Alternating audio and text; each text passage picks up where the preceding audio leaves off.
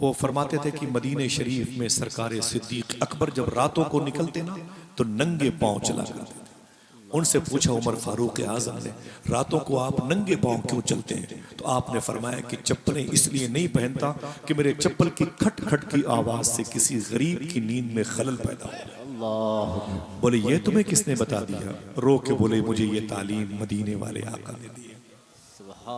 कोई हिंदू है, कोई मुसलमान है, कोई बहू है, कोई लड़की है, उसकी गोद के बच्चे हैं, जाहिर सी बात है बीमार होंगे और वो बच्चे सोना चाहते होंगे। हमारी आवाजों के हुजूम के प्रेशर में माओ के गोद से बच्चे गिर जाते हैं। हाँ, अपनी बात इसी कैंपस तक पहुंचाए। मैं तो अक्सर कहता हूँ कि रात के 10 बजे जब सब लोग जलसों में आ जाएं तो बाहर के हॉर्न की आवाजें कट कर दी जाए। अगर कोई सोना चाहता है, ईमान वाला है, तो उसका सोना भी तो इबादत है।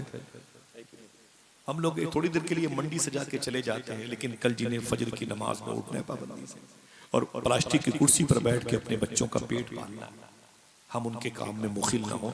दुआ करें इसी कैंपस तक आवाजें रहें। तो ये इस्लाम है। इस्लाम वो इस्लाम जिसे रिन्यूअल किया हुजूर गौसे आजम सैयदना शेख अब्दुल कादिर जिलानी ने, और बहुत से औलिया थे और बहुत से बुजुर्गान दीन थे। आखिरी ये सेहरा गौस पाक के सर क्यों सजा? बोले ये सेहरा हुजूर गौस पाक के सर क्यों सजा? और आखिर क्या खूबी थी गौस पाक सरकार? कितनी खूबियों के मालिक थे, अलग अलग सिफात का मजमुआ गौस पाक सरकार था। कोई वजह होगी क्या? तालीम की वजह से इतने बड़े ओहदे पर पहुंच गए? दरस्तुल इल्म हत्ता सिरत कुतुबा, या ज़ुहद की बुनियाद पर, सखावत की बुनियाद पर, चिल्ला की बुनियाद पर, तर्क दुनिया की बुनियाद पर, बड़े खानदान में पैदा होने की बुनियाद पर? तो मैं आपको बता दूं, जब माँ और बाप, माँ का दामन, बाप का दामन हलाल रिस्क के दस्तरखान से सजा होता है, तब कहीं जाके औलादें नेक पैदा।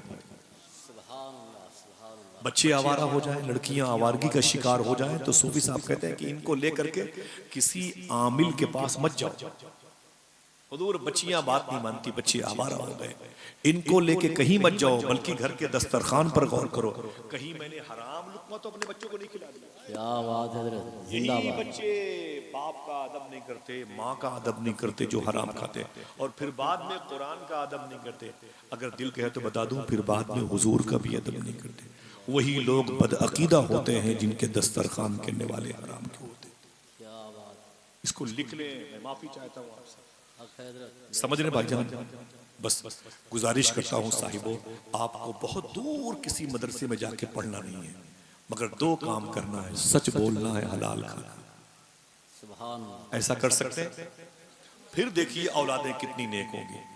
हाँ, आपने सुना ना मुहावरा, शेर और बकरी एक घाट पर पानी पीते थे? सुना है कि नहीं सुना? हाँ तो आगे बताएं, सुना है? ये रियल है, ये उनका ये कोई किस्सा कहानी नहीं है, ये कोई किस्सा कहानी नहीं है। ये शेर और बकरी एक घाट पर पानी पीते थे, एक घाट पर पानी पी चुके हैं आज से तकरीबन 1350 साल पहले। दौर था उमर बिन अब्दुल अजीज रज़ी अल्लाह। ये भी किसी माँ के पेट के थे, किसी बाप के दुआओं के साए में पैदा हुए थे। मैंने देखा कि यार उमर बिन अब्दुल अजीज के दौर में जब वो शेर और बकरियां एक घाट पर पानी पी रहे, एक साहब ने कहा क्या बात है, शेर अंधा है क्या? बकरी पागल है क्या? शेर बकरी पर हमला नहीं करता और बकरी शेर को देख के भागती नहीं, ये बकरी शेर से डरती क्यों नहीं, और शेर किसकी वजह से डर के मारे हमला नहीं करता? तो जवाब दिया गया, बात यह है कि इस वक्त का जो बादशाह है, जो पीएम है, पीएम, वो इतना अल्लाह से डरता है कि उसका खौफ जानवरों के दिलों तक में सरायत कर गया, सुभान अल्लाह, मुदगम हो गया, सरायत कर गया, दाखिल हो गया। शेर भी उससे डरते हैं। अल्लाह।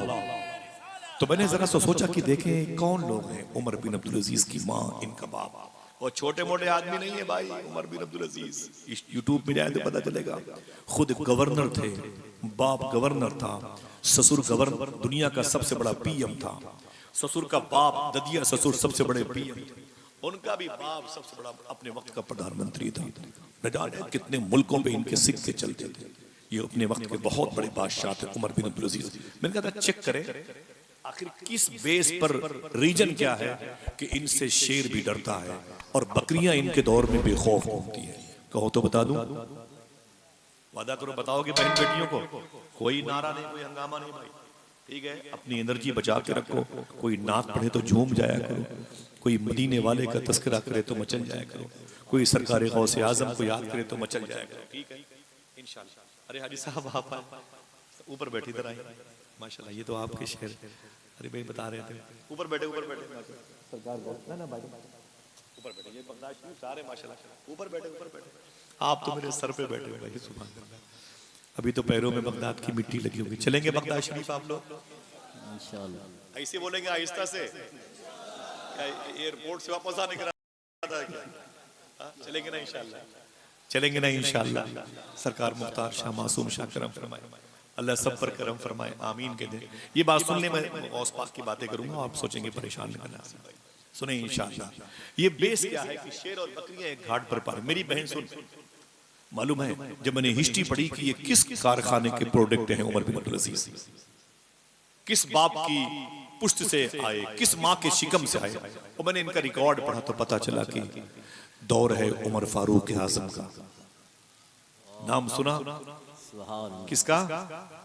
अरे मेरे भाई कोई छोटे मोटे आदमी नहीं है, उमर फारूक आजम इतने बड़े हुजूर के आशिक, इतने बड़े हुजूर के आशिक कि मेरे आका फरमाते मेरे बाद कोई नबी होता तो उमर होता। हुजूर फरमाते उमर की जबान से फरिश्ते बोला करते हैं। हुजूर फरमाते हैं कि उमर जिस गली से गुजरता है शैतान नहीं गुजरता। ये बात तो सुभान अल्लाह कहने की थी, मेरे कहने से कहोगे सब सवाब मुझी को मिल जाएगा। अच्छी बात लगे तो बोल दिया करो। हुजूर फरमाते हैं जहां नेकों की बात करना वहां मेरे उमर की बात जरूर करना। सुभान अल्लाह। दुनिया के 1/3 जमीनों पर अकेले हुकूमत करने वाला फारूक आजम, 1086 शहर पर इस्लामी झंडा लहराया है। ये दौर फारूक आजम, समझे आप? कोई छोटा मोटा आदमी नहीं। दिल्ली के साबिक चीफ मिनिस्टर अरविंद केजरीवाल से किसी ने पूछा कि हम सियासत में आना चाहते हैं, पॉलिटिकल लाइन में। आपने फरमाया कि अगर सियासत में आना चाहते हो तो उमर फारूक आजम की हिस्ट्री पढ़ा करो। समझ रहे हैं आप? हुजूर के पहलू में लेटे हैं, कुरान की 30 आयतों के आसपास अल्लाह ने इनकी मर्जी के मुताबिक नाजिल फरमाई है। इतना बड़ा बादशाह। हमारे यहाँ संसद जी फॉर्म भरने जाते हैं, 200 गाड़ियां होती हैं, पीछे 200 गाड़ियां लगी होती हैं संसद जी के, विधायक जी के। उमर फारूक आजम दुनिया के सबसे बड़े प्रधानमंत्री थे। रातों को मदीने शरीफ में अपना चेहरा छुपा के चलते थे, लाठी लेते थे, पगड़ी बांधते थे, चेहरा छुपा के उमर फारूक आजम चलते थे। और चलते चलते चलते चलते देखते अगर किसी ज़ईफ आदमी के रोने की आवाज आती तो पूछते क्या दवा की जरूरत है? कोई बच्चा रोता तो पूछते क्या तेरी माँ को दूध की जरूरत है? और कोई औरत रोती तो क्या तुझे डिलीवरी का मामला है? इस तरीके से उमर फारूक आजम खिदमत करते थे। एक रात ऐसे ही गली से गुजरते गुजरते एक दरवाजे पर उमर फारूक आजम खड़े हो गए, और जब खड़े हुए तो अंदर से माँ और बेटी के बात करने की आवाज आ रही। माँ ने अपनी बेटी से कहा, अरे मेरी बेटी दूध में पानी मिला दे, दूध में पानी मिला दे। तो माँ ने कहा मिला दे मिला दे। तो बेटी ने कहा नहीं, उमर फारूक आजम ने मना किया। सुभान अल्लाह। जल्दी बोलो उमर कहाँ है? बोलो भाई, दरवाजे पे खड़े, दहलीज पे खड़े। माँ ने कहा दूध में पानी मिला दे। बेटी ने कहा उमर फारूक आजम ने मना किया। तो माँ ने कहा क्या उमर देख रहा है क्या? जिसका दिल कहे वो बोले सुभान अल्लाह। माँ ने कहा क्या उमर देख रहा है क्या? बेटी ने कहा उमर नहीं देख रहा है, उमर का खुदा तो देख। सुभान अल्लाह। उमर का खुदा तो देख रहा। बस उमर फारूक आजम ने एक निशान लगाया उस घर पे, एक निशान लगाया, और निशान लगाने के बाद मालूम वापस आ गए। सुबह को दरबार सजाया, अपने चारों बेटों को बुलाया, पुलिस भेज करके उस घर की औरत और लड़की को बुलाया, बैठ जाओ। जब लड़की उसकी माँ बैठ गई, सामने चारों बेटे बैठ गए। तो उमर फारूक आजम कहे औरत सच सच बोलना, और ये लड़की तू सच बोलना, झूठ न बोलना वरना उमर का दुर्रा रखा हुआ है। बताएं हुजूर क्या बात है? उमर फारूक आजम ने कहा रात में किसने कहा था दूध में पानी मिला दे?